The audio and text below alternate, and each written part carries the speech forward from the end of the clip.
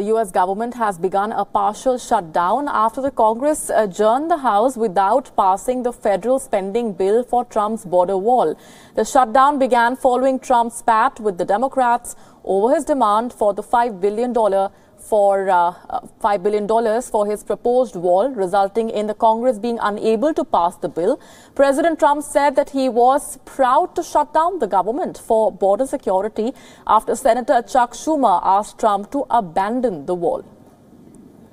If we don't get what we want, one way or the other, whether it's through you, through a military, through anything you want to call, I will shut down the government. Okay, absolutely. fair enough. And I am proud, and I'll tell you what, disagree. I am proud to shut down the government for border security, Chuck, because the people of this country don't want criminals and people that have lots of problems and drugs pouring into our country. So I will take the mantle. I will be the one to shut it down. I'm not going to blame you for it. The last time you shut it down, it didn't work. I will take the mantle of shutting down. And I'm going to shut it down for border security. But we believe you shouldn't shut it down. The Democratic leaders have blamed Trump's temper and tantrums, pointing towards last week's video where he had said that he would be proud to force the shutdown. At midnight last night, roughly 25% of the government shut down because of one person and one person alone, President Trump.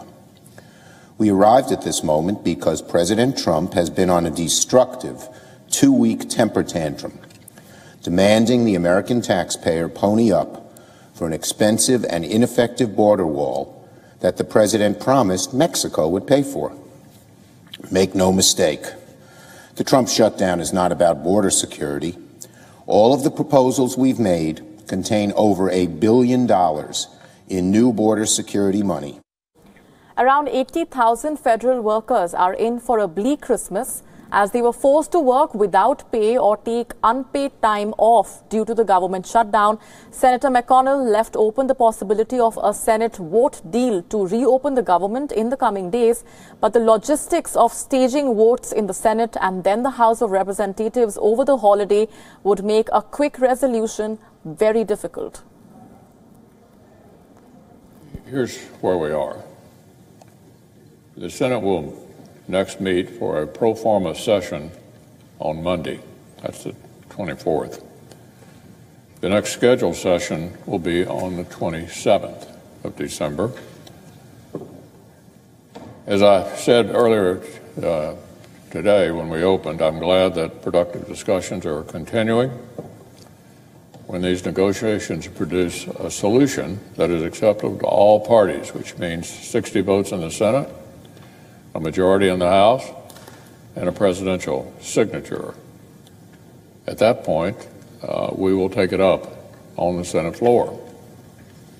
Senators will be notified when a vote is scheduled, and in the meantime, the discussions and negotiations continue.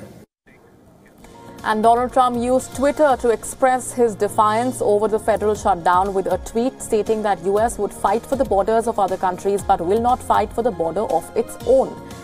Trump also tweeted that he would remain in Washington over Christmas due to that shutdown, cancelling a planned vacation with his wife Melania, who flew to Florida on Friday. The remaining 75% of the federal government is fully funded until September 2019. This bill for the wall would have kept the government fully funded and functional. The Senate will convene on 27th of December.